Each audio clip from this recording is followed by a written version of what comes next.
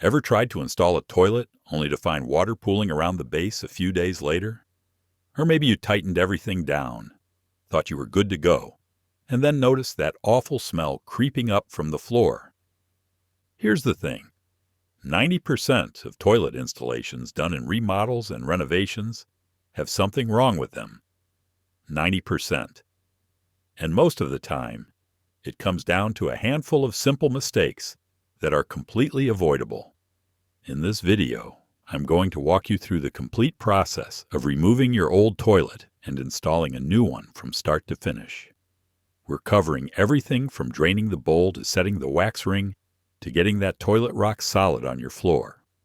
Plus, stick around to the end, because I'm going to show you a grouting trick that acts like a structural support for your toilet and keeps it from ever rocking or breaking its seal. Let's get into it. Installing a toilet is one of those jobs that sounds intimidating, but once you understand how all the pieces work together, it's actually very straightforward. This is a skill that will save you hundreds of dollars every single time you need it. And the good news is you don't need any special plumbing experience. You just need the right steps in the right order. So let's start with the basics of how your toilet actually connects to the floor. Before we grab any tools, let's talk about what's really going on underneath your toilet, because understanding this will make every step that follows make a lot more sense. Your toilet sits on top of a flange, which is a ring that's connected to your drain pipe in the floor. That flange has two bolts sticking straight up, and those are what hold your toilet down. Between the bottom of the toilet and the top of the flange, there's a wax ring. That wax ring is your seal. It's what keeps sewer gas and water from escaping between the toilet and the drain. The whole system works on compression. When you set the toilet down onto the wax and tighten those bolts, the wax compresses and forms a watertight seal all the way around the drain opening. Now here's the critical part. That flange needs to be sitting at least flush with your finished floor, or up to a 1/4 inch above it. If the flange is too low, the wax ring can't make proper contact, and that's where your leaks come from. If it's too high, you might get a wobble. Keep that in mind, because we're going to come back to flange height when we get to the installation. For this job, you're going to want a few things on hand: an adjustable wrench, a flathead screwdriver, a pair of channel lock pliers, a shop vac, a bucket, a putty knife, some old towels, and of course your new toilet, a new wax ring, new supply line, and new flange bolts. If you're replacing the shutoff valve, grab a 1/4 turn ball valve while you're at the store. All right, let's get to work. The first thing we need to do is get all the water out of the old toilet. And I mean all of it. Here's a trick I've used for years. Before you turn the water off, fill up a bucket with water. Then shut off the supply valve behind the toilet and flush. Once the tank drains, take that bucket and pour the water into the bowl fast. Not a gentle pour. You want to shock the system. What happens is the sudden rush of water creates a vacuum in the trap and pulls almost everything down the drain. Your water level in the bowl will drop way down, and that saves you a huge amount of cleanup. Now grab your shop vac and get the rest. Suck out whatever's left in the bowl, then get the water out of the tank. And here's the thing about tank water. That water is actually clean. It just came from your supply line. So don't be squeamish about reaching in there. Once the tank is dry, you can disconnect it from the bowl. There are 2 bolts on the inside bottom of the tank, usually with a flathead slot on top and a nut underneath. Hold the nut with your fingers or a wrench and back out the bolt with your screwdriver. Remember, these bolts are under compression from a rubber gasket, so the nuts aren't cranked on super tight. They should come off without too much fight. Lift the tank off, set it aside, and now you're dealing with just the bowl. The bowl is sitting on those 2 flange bolts I mentioned earlier, one on each side of the base, covered by little plastic caps. Pop those caps off, remove the nuts and washers. And here's where you might hit your first snag. Sometimes the bolt spins with the nut. The bolt turns when you turn the nut, and you're getting nowhere. What I do is take a 5-in-1 painter's tool or a flathead screwdriver and push down on the nut while applying upward pressure on the washer. That creates enough compression friction on the bolt to hold it still while you turn the nut. If that doesn't work, you can also just lift up slightly on the toilet itself to create that same compression. Works every time. Once those nuts are off, give the toilet a toe so little rock side to side to break the wax seal, then lift it straight up and off the bolts. Now, a toilet bowl weighs about 50 pounds, so lift with your legs, not your back. And because we got all that water out earlier, you're not going to have water running down your leg and dripping through the flange hole into the ceiling below. That's exactly the kind of disaster we're avoiding here. Set the old toilet on some cardboard or old towels and stuff a rag into the open drain to block sewer gas while you work.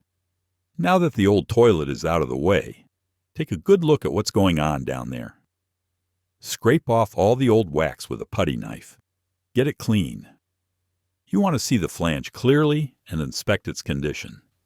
Here's what you're looking for. Is the flange cracked or broken? Is it sitting at the right height? Remember, it needs to be at least flush with your finished floor, or up to a 1/4 inch above it. If someone did a floor renovation and added tile or new flooring on top of the old floor without raising the flange, that flange is now sitting too low. And I see this all the time. I've been doing this for more years than I care to admit, and I can count on one hand the number of times I've pulled a toilet and found everything done correctly underneath. One hand. Most of the time I find a cheap wax ring that's barely making contact, a flange that's too low because somebody added flooring on top of flooring, or bolts that are corroded and bent. So take your time here.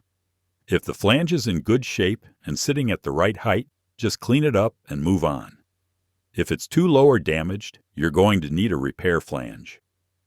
I like using a twist and seal replacement flange. It's a 3-inch PVC piece with a rubber gasket that you twist right into the existing drain pipe. The gasket flares out as you turn it, creating a tight seal inside the pipe, and the new flange ring sits up at the right height. You position the bolt slots at 9 o'clock and 3 o'clock, then screw the new flange down into the old one or into the subfloor. Pre-drill your holes so you don't crack anything. This locks it in place and guarantees your toilet isn't going to shift over time. And if the toilet doesn't move, the wax seal doesn't break, and you don't get a leak. Simple as that. Also, while you're down here, take a look at your shut-off valve. If it's the original valve from when the house was built, now is the perfect time to replace it. A 1/4-turn ball valve is the gold standard. They're reliable. They actually shut off all the way, and they'll last decades. If you're going to be down here doing this work anyway, spend the extra 10 minutes and swap it out. By the way, if you're finding this helpful so far, go ahead and hit that subscribe button so you don't miss future videos like this. All right, let's keep going. Now let's get everything ready for the new toilet. Start with your flange bolts. Drop them into the slots on the flange with the threads pointing straight up. Now here's a little trick that makes a huge difference when you're working by yourself. Most new bolt kits come with a small plastic washer and a little clip. That washer has a skinny side and a wide side. Slide it onto the bolt with the wide side sitting in the flange slot, then push the plastic clip down to lock the bolt in the upright position. What this does is hold those bolts standing straight up so you can set the toilet by yourself without needing a second pair of hands to guide the bolts through the holes. Trust me, this little piece of plastic is worth its weight in gold when you're hovering a 50-pound toilet trying to line everything up. Next, take your new wax ring and set it on the flange, centered right over the drain opening. Press it down gently so it sticks in place. Now, Wax rings come in standard and extra thick. If your flange is sitting perfectly flush or slightly above the floor, a standard wax ring is all you need. If the flange is even slightly below floor level, go with the extra thick or one that has a plastic funnel built into it. That funnel helps direct everything straight down into the drain and gives you a little extra reach. I'll be honest with you, I usually prefer the standard size when I can get it, but I've shown up at the store and all they had was the extra thick. That's fine. It just means you'll have a little more wax to compress when you set the toilet down, and you might see some squeeze out around the base. No big deal. You just clean it up. Now for the moment of truth. Setting the toilet. Take your new toilet bowl and flip it over for a second to look at the bottom. You'll see the outlet horn, which is the round opening that sits down into the wax ring. Make sure there's nothing in the way. Some toilets come with a temporary plug or protective film over that opening. Remove it. Now flip the bowl back over, straddle it, and lift it up. Walk it over to the flange and hover it directly above those two bolts. Look straight down and line up the bolt holes on the base of the toilet with the bolts sticking up from the flange. This is where those bolt clips pay off, because those bolts are standing right where you need them. Once you're lined up, lower the toilet straight down onto the wax ring. Try to set it as straight and level as you can on the first drop.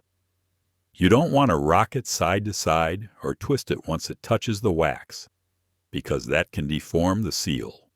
Straight down, firm, and steady. Once it's sitting on the floor, press down on the bowl with both hands, applying even pressure. You should feel the wax compress as the toilet settles onto the flange. Now grab your washers and nuts. Slide a washer onto each bolt, then thread the nuts on by hand. Tighten them in an alternating pattern. A few turns on the left, then a few turns on the right, back and forth. This keeps the toilet settling evenly and prevents you from cracking the porcelain by over-tightening one side. And here's the most important tip for this entire step. Do not over-tighten. Porcelain cracks. You're tightening against wax, and wax compresses easily. You want the toilet to feel snug and solid on the floor with no wobble. That's it. Once it's snug, stop. If the bolts are sticking up too far above the nuts, you can cut them with a small hacksaw and then snap the decorative caps over the top. Clean and finished. Now let's get the tank mounted. Set the rubber tank to bowl gasket onto the flush valve opening on the bottom of the tank. This is usually a big rubber donut that just slides right on. Lift the tank and set it onto the back of the bowl, lining up the bolt holes. Drop the tank bolts through from the inside of the tank, making sure each one has a rubber washer inside the tank to prevent leaks. On the underside of the bowl, slide on a metal washer and then thread the nut onto each bolt. Tighten these the same way, alternating side to side, just snug enough that the tank doesn't wobble. Again, don't go crazy. You crack this porcelain and you're buying a new toilet. Now connect your water supply line. If you bought a new braided stainless steel supply line, which I recommend every time you pull a toilet, hand tighten the connections first. One end goes to the fill valve on the bottom of the tank. The other end goes to your shut-off valve. Hand tight, then a quarter turn with your wrench. That's it. Turn on your shut-off valve slowly and let the tank fill. While it's filling, get down on the floor with a flashlight and check the base of the toilet, the supply connections, and the tank bolts for any sign of water. Flush it once. Check again. Flush it a second time. Check again. If everything is dry, you're in great shape.